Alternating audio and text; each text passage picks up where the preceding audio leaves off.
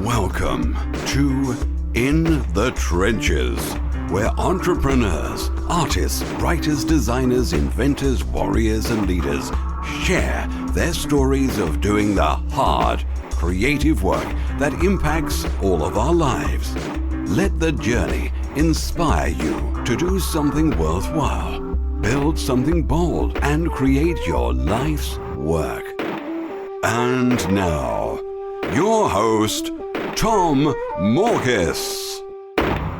So Bailey, to kick us off with today's conversation, I think one of the best places to start would be if you could share some of the results you've had implementing the strategies that we're going to talk about today when it comes to virtual summits. Sure. Well, I can reference the last virtual summit that I just did in 2017 because I did a full comprehensive case study and breakdown for my audience on that. So I know the numbers really well. So from an email subscriber standpoint, we were able to bring in 3,097 registrants. And some of those were already people on my list. So we had about 2,947 people who were totally new email subscribers to my list. Now, when I look at my list before and after the summit, you know, a list size you might have for your business does change if you do clean outs and stuff, right? So when I looked at the before and after numbers, I was able to grow my list by 68%, though I had done like a little bit of a clean out of my list before the summit actually began. So 68% is kind of high. So that was some pretty awesome results as far as subscribers. Talking about revenue, I always share revenue and profit together when talking about money because I think it's really important for people to understand that the revenue that we got from the summit, which was $16,900, I don't get to pocket all of that. There is expenses involved, not just like the technology, of course, that I have to pay for, but affiliate payouts, you know, when my speakers share. There was also Facebook ad manager costs and then Facebook ad spend cost that was involved in that. So the profit that I took home was $8,900 from that. Not too shabby though. No, not at all whatsoever. Yeah, pretty good margins on that. Okay, that's cool. So good look at this. So let's dig into that and also kind of what you're doing now to prep for the next virtual summit that you're doing. So to give some context, you've done obviously a number of virtual summits. You also teach and train on how to run virtual summits. So I know you're, you know, in that world and you know what's working now. So from that, as you look back at that campaign that you ran, what are you doubling down on and kind of what are you removing? Yeah, so we're going into the third annual Infopreneur Summit now. And so having done not only several summits for myself, but my students and my VIP clients, I've been able to see some of the things that were just a waste of time or things that, you know, really did work.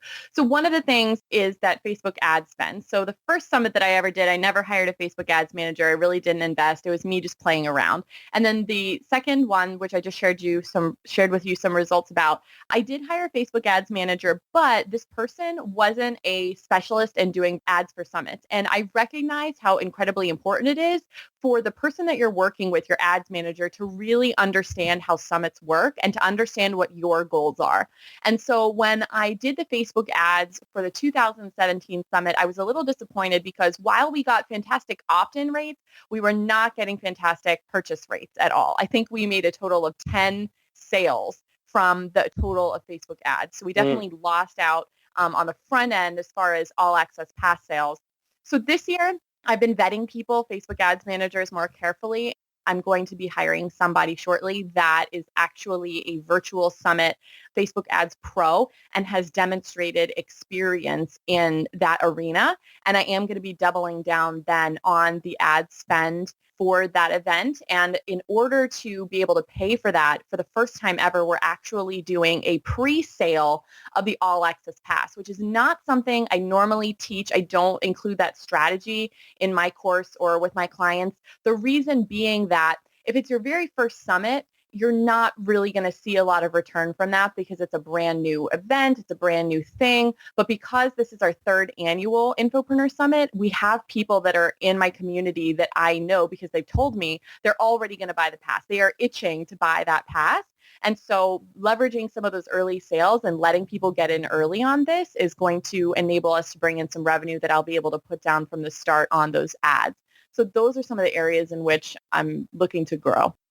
Interesting. I'm going to be very curious to hear how the pre-sale goes. And I know it's the way you're rolling it out is unique because it, like you said, it's the third time you run the summit. So people have an expectation of what's to come versus something from scratch, brand new.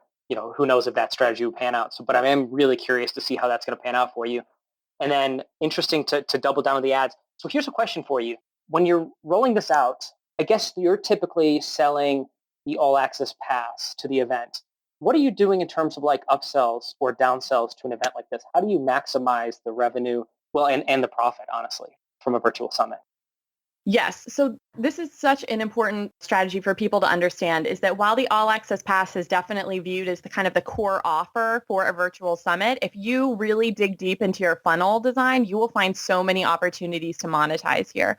So one of the ways that we monetized in the past was by adding an order bump to the All Access Pass, which was a PDF of notes. So we actually went through all of the interviews and we wrote up some of the biggest takeaways. We wrote down the websites of all the resources mentioned, put together all the freebies that the speakers were offering, and put it into this gigantic PDF. The last year's turned out to be like 124 pages. And we ended up selling that in addition to the pass. And then there's also retargeting opportunities there as well for people that didn't pick it up the first time. Mm-hmm. One of the things that we're doing this year to make the funnel even more profitable is that we're actually going to be offering packages with the All Access Pass. So in the past, what we've done is we've just offered, here's the All Access Pass, please buy it. You can add on the notes and then there's upsells down the line. What we're doing this year is we're saying you can just get the All Access Pass if you want, or you can get the bundle with the pass and the notes, or you can get this other bundle that has the pass and the notes and one of my core online courses. Last year, that core online course that I'm mentioning was an upsell. This year, we're making that a part of a bundle that people can buy. So that leaves us room for other upsells. One of the things that I do recommend that people consider when they're deciding what to put in that funnel is long-term revenue, whether that is a subscription, a membership site, a coaching program, or something like that. You have so many people going through this funnel who are just, they're hot audience members, they're hot customers. Mm-hmm. They are ready to buy and give you money. You need to leverage that opportunity. And so I often see people use a virtual summit as an opportunity to launch a brand new program, a group coaching program, a membership site, something like that. You don't have to wait until the summit is over to start pitching that. Put it in the funnel. People are ready to buy it. That's exactly what I've been mulling over is the continuity type program or recurring revenue piece to summits. And I'm working with Teachable right now on their course creation summit right now. So it's nice because working with them, they have a really nice, back end. They have their sales funnel set up really well. And so really all you have to do is like just drive traffic and a lot of the rest takes care of itself. But for somebody who doesn't have like software, so I think it's great. Like virtual summits, I think are amazing, and a lot of software companies just don't take advantage of them and probably should. But for those who are on the info product side of things, what do you recommend in terms of like if there's like a continuity program that you could roll out? What would be an appropriate way to roll that out with a summit? Would you ever recommend only pushing that instead of like selling the All Access Pass? Like would that ever make sense to you, or what's your recommendation on something like that? Would you still have everybody purchase the All Access Pass and then sell some kind of continuity program right on the back of it? I would definitely recommend that people still purchase the All Access Pass and then have the continuity program on the back end. And here's why. You are going to be bringing in a lot of cold traffic into your summit. And these are people that have never heard of you before. So you have to remember, that price point where people are willing to take that leap of faith into, investing in a person that they've never heard of before. And so I sell my All Access Pass. We do offer like a fast action 20-minute bonus discount thing for just $67 if you just want the pass, which is a price point reasonable enough for my audience of beginning and budding infopreneurs, but also an audience of cold traffic. Nobody is likely going to invest in this, long-term continuity program if they're just hearing about you. However, if you put it as an upsell, okay, you've got a hot customer who's clearly interested in this. There's an opportunity there if they've already upgraded. So you're validating that customer further. But just because you put it in the funnel doesn't mean you have to stop talking about it then. You have so many opportunities to mention it in the summit interviews if you thought far enough ahead out that this is something you're going to be offering by the time you record. This is something you can send marketing emails about. And then you can still do a proper launch of it after the summit is over and say, hey guys, you didn't get an opportunity to take advantage of this when we were marketing in the summit. Let's talk about it greater in depth, send some more emails, all that stuff. Maybe you have a higher price point by then or something, but that's what I would do. Yeah, I like that. Okay, interesting. And I think that's probably the smart move. Okay, so you've done the fast action, kind of fast mover, 20-minute discount. Yeah, I was working with Jesse Krieger on his summit, and we did that. And it was crazy. It was something like, I think 70% of our sales Yeah. came in at that. Was it something similar to you, like a majority of people purchased the fast action kind of purchase price?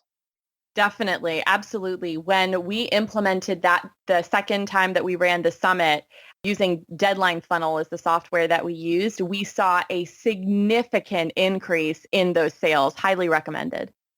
Okay, that's that. I'm going to definitely implement that for mine then too. Because I was like, I was still looking at that, comparing it to some of the other ones that I'd been a part of or run and thinking, well, you got more sales, but it's less. It's less revenue. But I think there's still value in having more customers, like more paying customers, even if it's at a slightly less amount. Would you say that that's been the case for you, and kind of what's your opinion on that? Well, I would challenge, first of all, the fact that it would be less revenue because if you have less customers, you have to do the math. So that's the first thing I would Right. challenge you on. And then, it's always hard to prove the counter, what is that counter positive or, that I mean, that's the first thing that I would say is it might not be true. But the next thing you have to think about is if you are going to sell the pass and then you have a continuity program or whatever your upsell is, they only see that upsell offer if they buy. So the more customers you have going through the funnel, the more have an opportunity for that upsell. So True. it was definitely a huge difference between our first summit and our second where we implemented that fast action offer. Ooh, I like that. Okay, that's a good point too, because especially if they've already put in their credit card information and it's a simple and direct upsell. I mean, once you've Right. gotten past that point of friction, I think that makes a lot of sense. Okay, interesting. So, okay, from your standpoint, then I don't know if I caught this, but are you implementing then some sort of continuity, or maybe you already have a continuity program or something like that for this particular event that you're going to be running? Right. So I don't have a long-term like monthly membership program that just runs evergreen. What I do is I have programs like my High Value Course Academy, which is like a group coaching program, which launches once a year and stuff like that. Yeah. And then I also do like these masterminds and things. And that's what I plan on implementing as a part of the funnel. So it's not Mm, going to be a forever evergreen continuity program. There is mhm. going to, it's going to be a multiple month sort of thing. Okay, very cool. So, have you ever done sponsorships for one of your events? This is one of the things that I frequently get asked about by my students. And the answer is no, we haven't done sponsorships in the past. And I do have an interest in doing sponsorships. And it's one of the areas in which I'd love to expand the program to include a little bit more content about. Yeah. But one of the things I definitely have noticed is that there have been a couple of companies that have approached me in the past about sponsorships. We never got to the point of actually making it concrete. One of the big reasons why it was that the overarching demands that the company had for what I had to do for a relatively small sponsorship was something I wasn't willing to do. Yep. So I think that you need to recognize that there are going to be those trade-offs and you have to decide for yourself if that's something you want to do or not. It also didn't work out in this particular case I'm referring to because the company is one that I wasn't using. I previously used them and moved away from them. So I also felt a moral conflict in letting my event be sponsored by that company. Sure. So there's lots of reasons why it hasn't really panned out. But I think that there is potential opportunity there for benefits, especially if you are working on a budget and you do want to invest up front in some better technology or some better ads and stuff. That would be pretty cool. But another thing that I do know about the sponsorships as well is that you do have to be able to show them some results. So either you have to have some numbers up front to prove why your event is going to be a success or that you have had previous successes or something like that. Hmm. Usually that's pretty hard for a beginner. So I definitely don't recommend that sponsorships is a strategy that a brand new virtual summit host really spend a lot of time on. Right. But the second or third one going into it, maybe it's something you could dedicate a little more time to. Yeah. And you know what? I've spoken with people about sponsorship and companies and stuff like that, and done the communication back and forth. And I'm pretty sure in the past we've lined up a few, but it's always been, it hasn't like ever been big enough like to be like a game changer or anything. If anything, Right. it's like kind of a drag versus like, I'm familiar with like sponsorship for live events where you can charge so much more, and companies they're itching to get in front of like conference audiences. But it seems like a totally different, thing for them to wrap their heads around virtual summits. And I don't quite get why that is. I'm still trying to figure that piece out. But I feel like that's the challenge too, is I haven't figured out with some of these different companies, like what they're actually after. That's what's so interesting about it is you can drive quite a good number of clicks, good number of opt-ins from these kind of events. But I guess I look at it and say with the sponsors I've spoken to, it never seems like clear what they're actually after. Have you gotten any clarity on that? Like, oh yeah, I know if I can tell like what they primarily are looking for is, people who like the number of people who will show up to the keynote interviews or something like that. Do you have any thoughts on that? Yeah, I think that what you're saying is pretty spot on, that the goals of the companies that have approached me about sponsorships have been very vague, and they themselves don't necessarily know what it is that they're after, Right. especially the kinds of technology companies that really are looking for people to sign up for their product. Just putting a logo on the homepage isn't going to do that, so it's a little bit of a disconnect there. I will say one of the strategies in which I found personal success working with companies while at the same time also really giving them a lot of exposure, and I do believe driving some traffic to their products and their some trials and things, has actually been to feature product demos. Now, of course, sponsorship companies don't have to be tech companies, so this may not work for every sponsor out there. But for example, I love ClickFunnels. So I invited somebody from ClickFunnels. His name was Mark Bangeter, who's their head of education, I think, customer education. And I reached out to ClickFunnels and said, I'm doing this summit. Here are my previous results from other events I've done. I love you guys and would absolutely love to have somebody come and do a demo of your software. I could easily do it, but I'd rather have a professional, come and do that. And so they weren't officially sponsoring the event. They didn't give me any money or anything, which is fine. I didn't ask them. But what we did do is I used my ClickFunnels affiliate link, which gives everyone a 2-week free trial. And so as people were watching the demo, I kept reminding them, hey, go check out ClickFunnels. Here's the affiliate link. And then we had so many people sign up for the product, which obviously helps their company. I get the affiliate commissions because it was my affiliate link, so it helps me financially. I'm able to support a company with a product that I love and use myself. So that was actually a much better way I found of, combining with a company rather than just a blatant sponsorship. Ooh, I like that. And it just kind of gave me an idea that maybe I wonder if even just doing something like that, or actually here's a question for you is, have you ever done giveaways in conjunction with a summit or anything like that as like a list building piece of it? Yes. So it's interesting that you mentioned this because we've done one kind of giveaway in the past and we're trying a new one for this summit. So in the past, we have done a giveaway of an all access pass, one free all access pass, and we target registrants who've signed up but not purchased yet. And we've done sort of one of those like social sharing virality sort of things. Yeah. And then we basically send an email to everyone that says, click this button to see if you won. And then they click it, realize they didn't win. And then we offer them that 20-minute discount price again. So we offer them that 67 price. And we say, hey, thanks for entering. As a thank you, you can still grab the pass at this discount. Otherwise, you're going to pay more if you buy later. And that usually gets us some more sales. But the giveaway that we're doing this time, in addition to that giveaway, is a little bit different, where we're actually asking all of the speakers, totally optional, if they would like to donate something, like a free enrollment to their course or an hour of free coaching or something like that.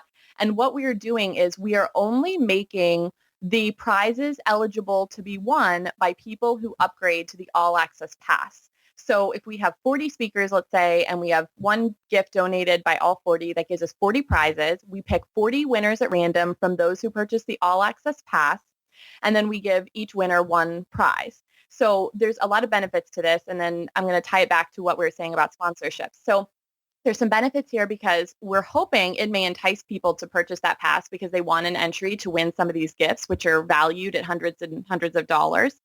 And then we're also really giving the speakers an opportunity to share and promote their own products and services a little bit more because there's some marketing emails that are going to go out that'll say, hey, this is all the stuff that you could potentially win. So as far as the sponsorships, like what we were just talking about, you could offer as part of that giveaway package, one free month trial to this software or something like that, that you may be able to incorporate that as part of the giveaway. That's awesome. I love that. I think that's such a clever strategy. Anything else that you would say that I guess that is important when it comes to running a virtual summit? I would say either essential to do or on the other side of that kind of question is things that you see people do that are kind of like you slap your head, you're like, you shouldn't have done that. Or like, that's like, don't do that. Like, or like, so common mistakes that people make and they should avoid. So this is such a low tech strategy, but this works. You need to email each one of your speakers personally and not in a mass email communication. Yes, I recognize that this is going to like 10x your amount of work. I get that. Writing personal emails takes forever, but it is effective.